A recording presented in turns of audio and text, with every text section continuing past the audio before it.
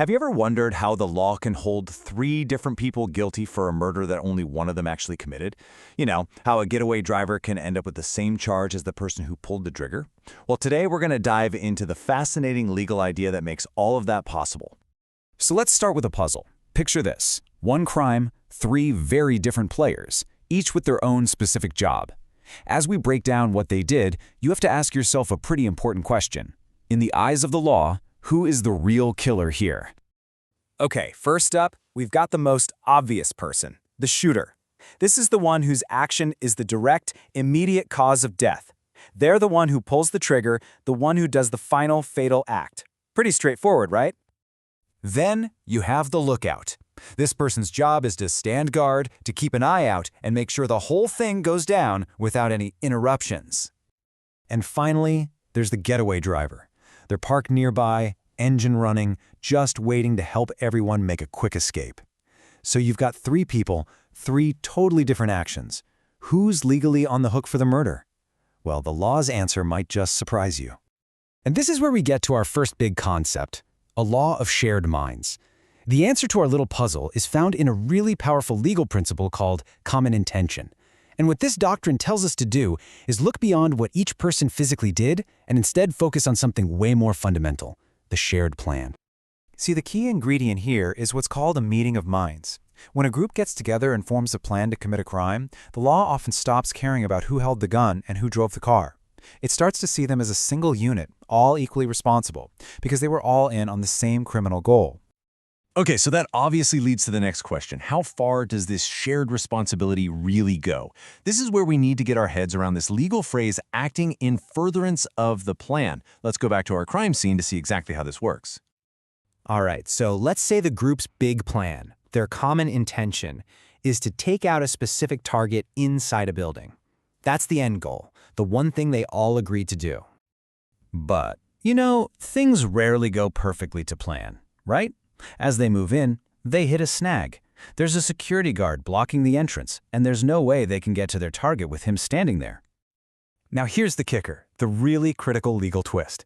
Even though it was only the lookout who killed the guard, and even though that wasn't explicitly part of the original plan, the law says all three of them are responsible. And you have to ask, why? Well, because killing that guard was an act done in furtherance of their main goal. It was a necessary step to achieve what they all set out to do. So the guilt gets shared by everyone. But this can't be limitless, right?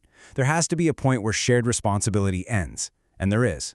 So what happens if one member of the crew goes completely off script?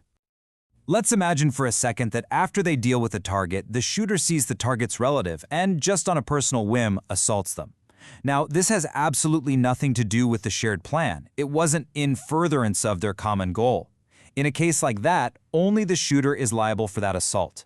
The shared guilt just doesn't stretch to cover personal, spontaneous crimes that are outside the group's main objective. All right, now let's get into some of the really surprising ways this whole idea can be stretched. Things like escapes, and even participating from miles away. The concept of common intention can go places you might not expect, sometimes long after you think the crime is over. So picture this. The main job is done, the target is dealt with, and the crew is in the middle of their getaway. But as they're fleeing, a security guard suddenly steps up and tries to stop them. The getaway driver panics, hits the gas, and kills the guard. Now think about it. The original plan was finished. This new killing happened during the escape. So are the shooter and the lookout, who are now just passengers in the car, are they also on the hook for this second murder? The answer, according to the law, is a huge yes.